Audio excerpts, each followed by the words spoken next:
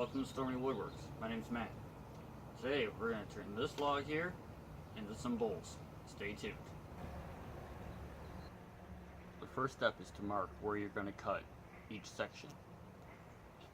What I typically do is I measure the diameter of the log.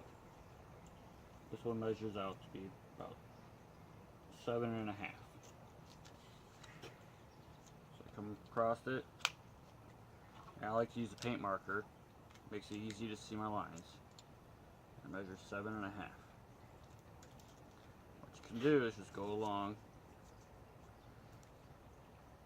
and just mark all of them out.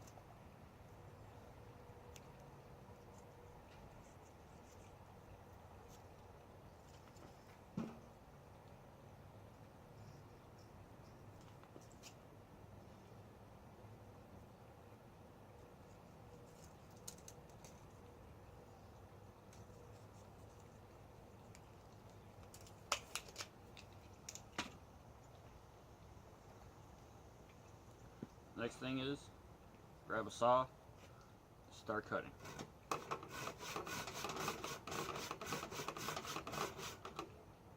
The hell with this.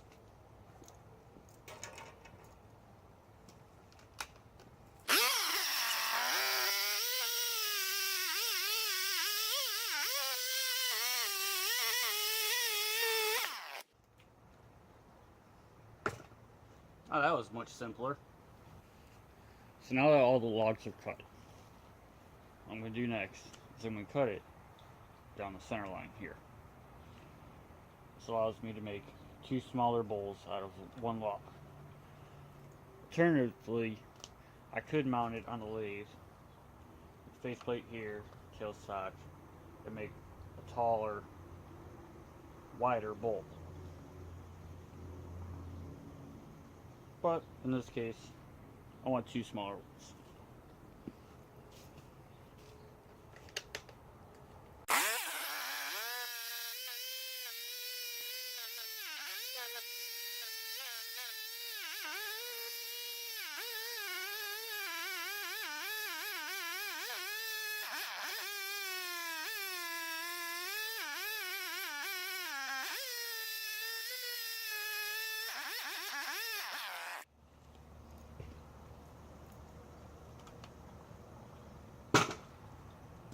Now, we can make 2. The next step is to mark your center point.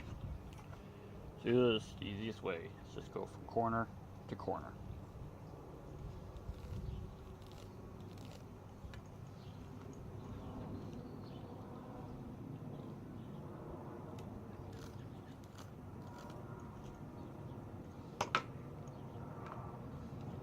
Now, using a compass, point in your center, go out to the edge, just make sure you're close.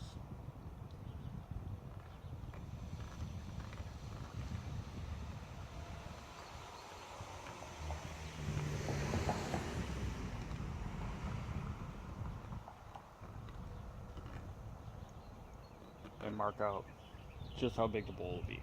Now you don't necessarily have to do that unless you're going to do this next step, which I highly advise.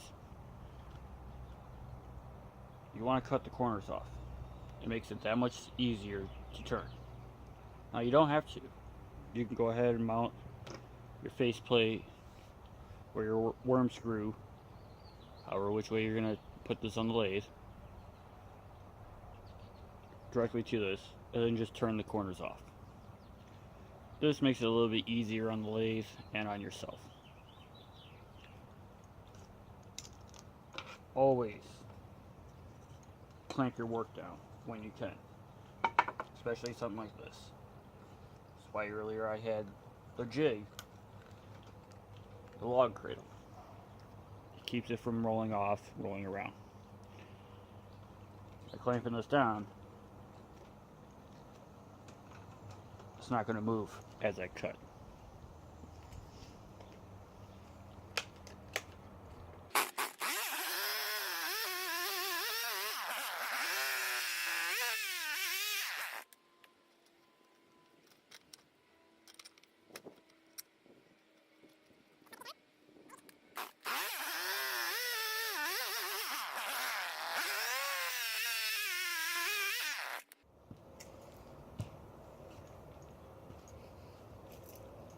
Just like that, you're ready to mount it. Next step is to mount it on the faceplate. Just take your faceplate, line it up as best you can in the center. Another good reason for having your center point marked, you can just look through here, do it as centered as possible.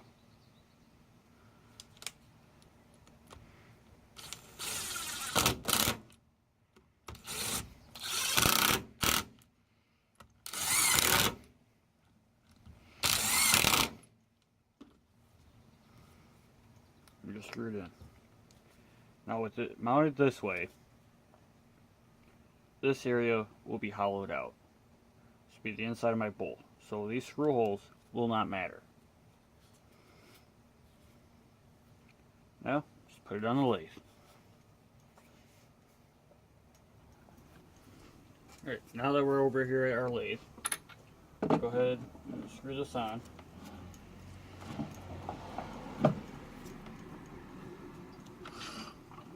Bring this over. You want it pretty close. You don't want it to hit anything. That looks about right.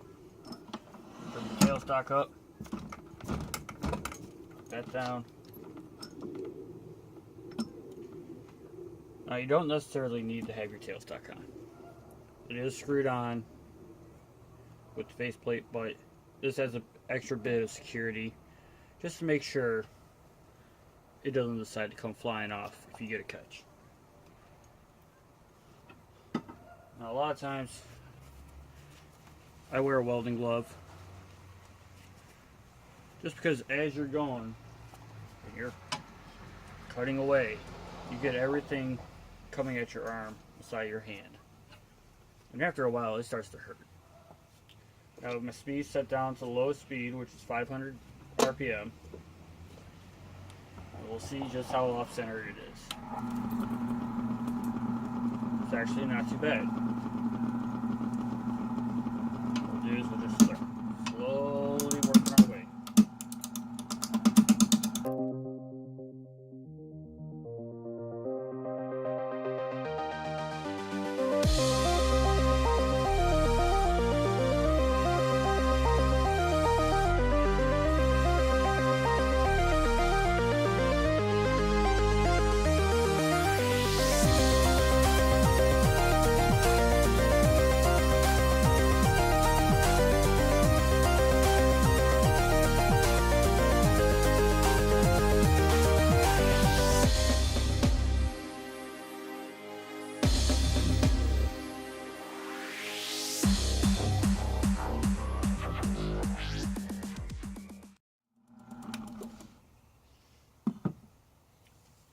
As you can see, I'm slowly chipping away. Now because this is decently balanced, I'm going to go ahead and turn the speed up to 600. Or make that 800.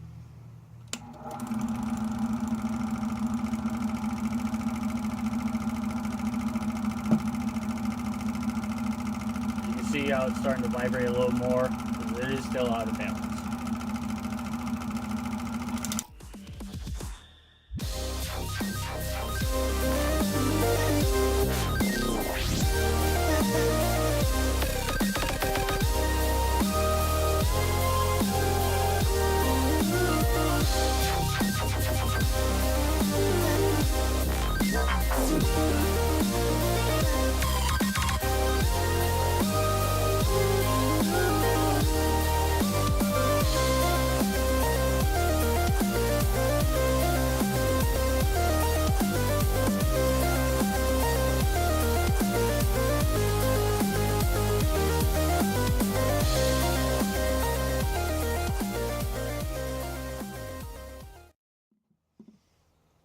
Getting closer.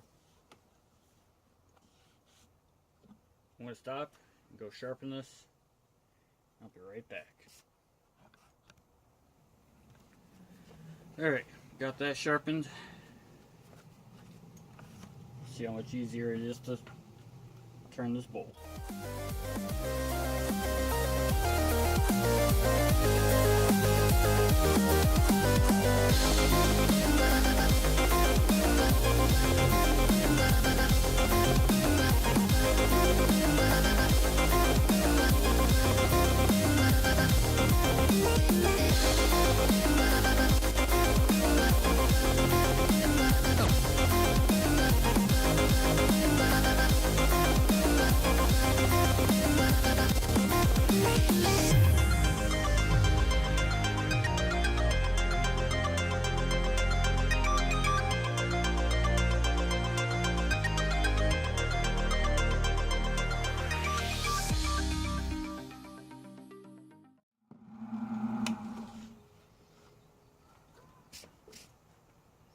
Now remember, this is just a rough turn. Does not have to be perfect. There's a lot of tool marks here that you see, let alone feel. It's not down to its final dimension yet. Still this chunk of bark here, but I might actually leave that as a character feature for this bowl. All I'm doing is just rough turning the shape.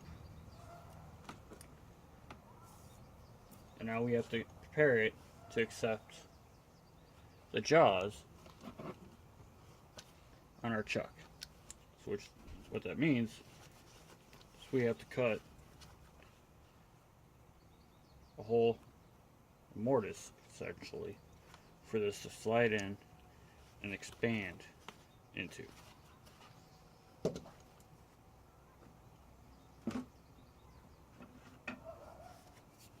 To do that, you use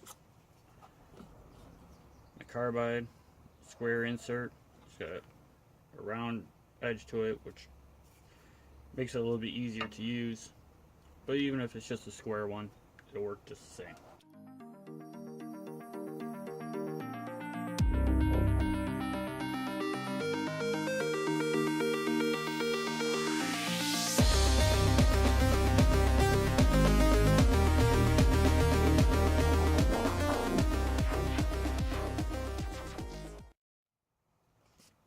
Now what we'll do is we'll remove the tailstock.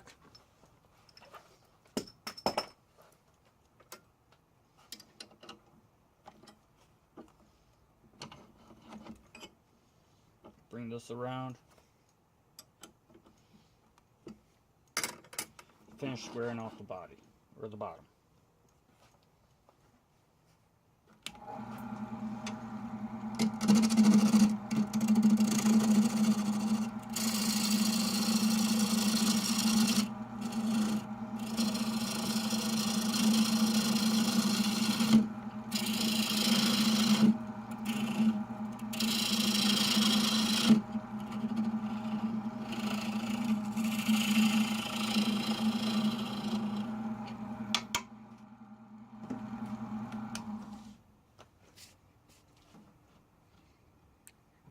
I'm going to go ahead and move the camera so you guys get a better view. Alright, now in order to make the mortise for the chuck to fit in, I know I need to have at least a 2 1/4 inch hole. So I'm starting off my center point here. I want to measure over at least 1 1/8 inches.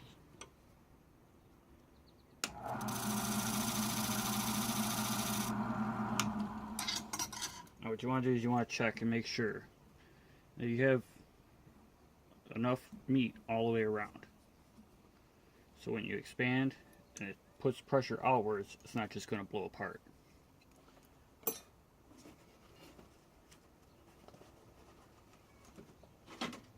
So now with that marked, take my parting tool and I'm just going to go ahead and start cutting the shoulder for it.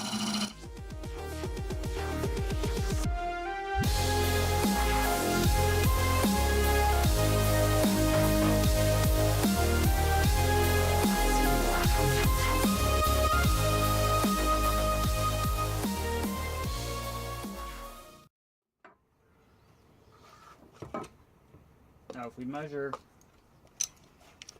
from this spot to this spot, it's about 3/8 of an inch. sure you see that. So we know we got to cut at least 3/8 of an inch in. Right now I'm about 1/4, so I need to go a little further.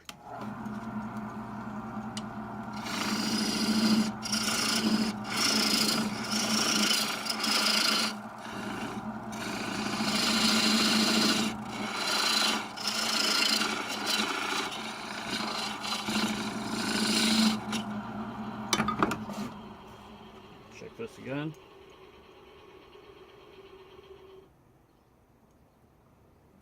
A little bit further.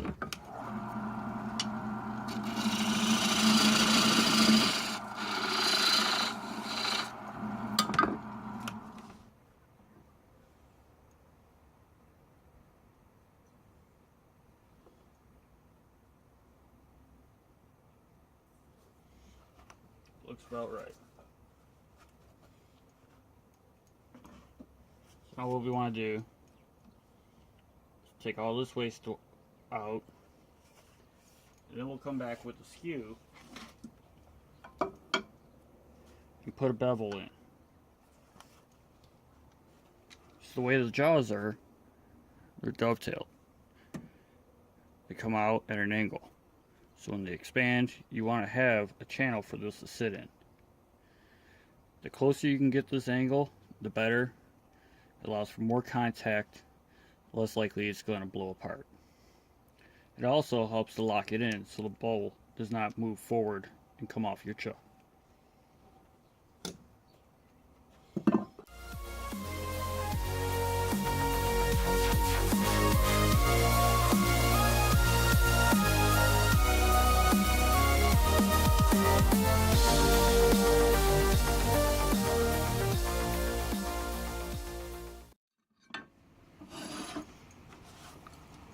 Now it's a good idea.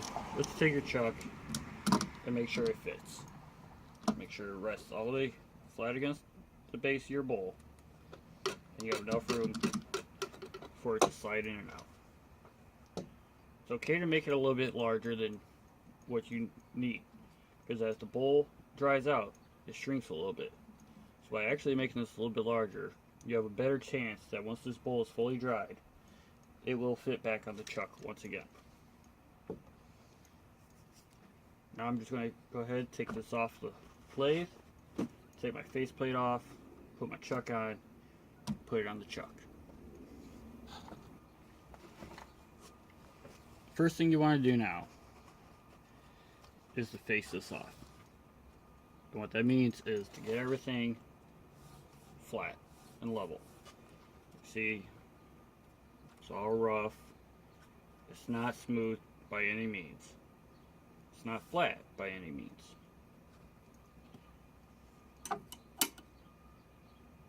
You can see that right here dips in a lot further. These points are high. So I'll get these two tools out of the way.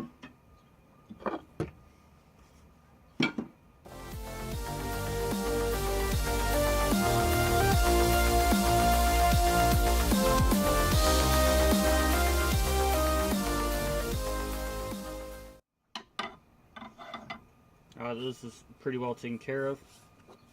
You can start hollowing it out. Now there's a few different ways you can do it. You can use a bowl gouge and just slowly work your way in. Some people will take a drill bit, drill out the center.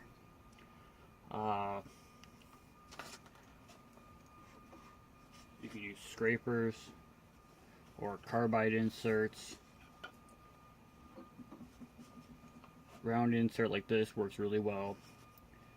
One thing you want to remember though is you want to have a nice long tool to use. It's all about the leverage. You want to have enough leverage back here so that as it's pulling down here, you're not doing one of these.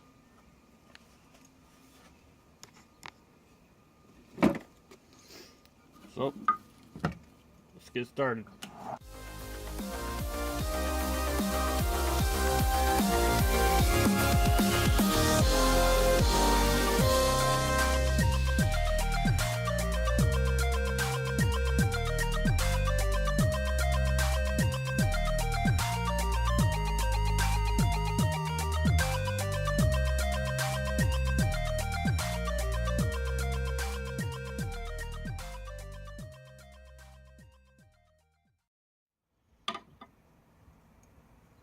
Now as you're going, stop and check your depth.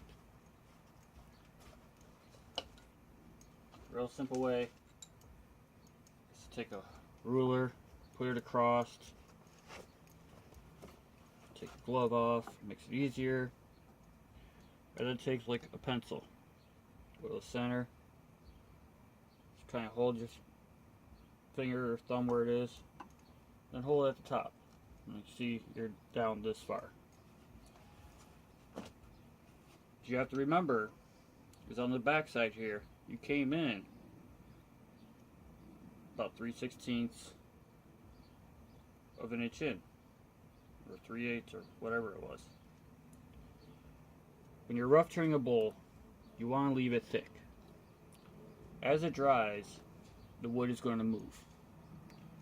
It's going to distort it, it's going to warp it. Sometimes it even cracks it. So you want to leave it kind of thick. I generally leave it about, what is that, about 3/4 of an inch to here. And that's about where I'll go. I'll leave about 3/4 of an inch for this size bowl. And I want to leave just that much, if not a little more, in the bottom. So, by doing this,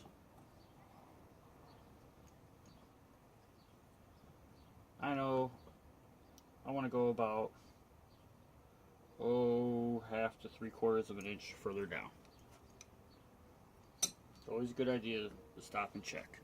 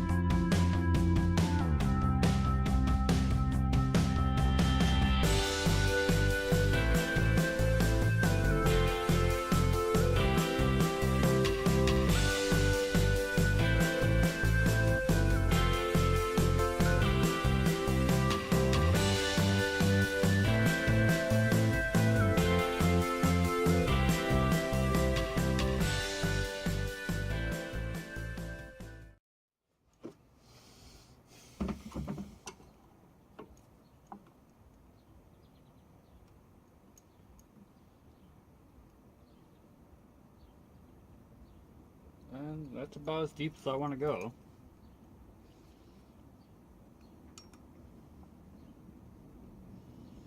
My thickness of my wall is 3/4 of an inch.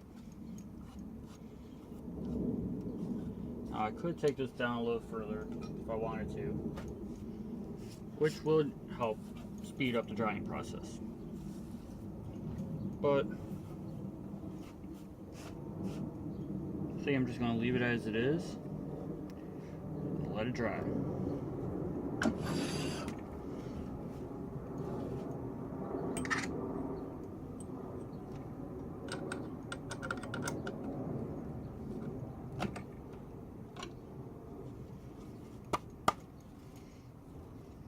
As you can see, you have a rough turned bowl. Now I know this spot like this, but when you finish turn it, that's when you take care of that. And the roughness on the outside. Man, that's some nice grain. You can also see on the inside here, hopefully,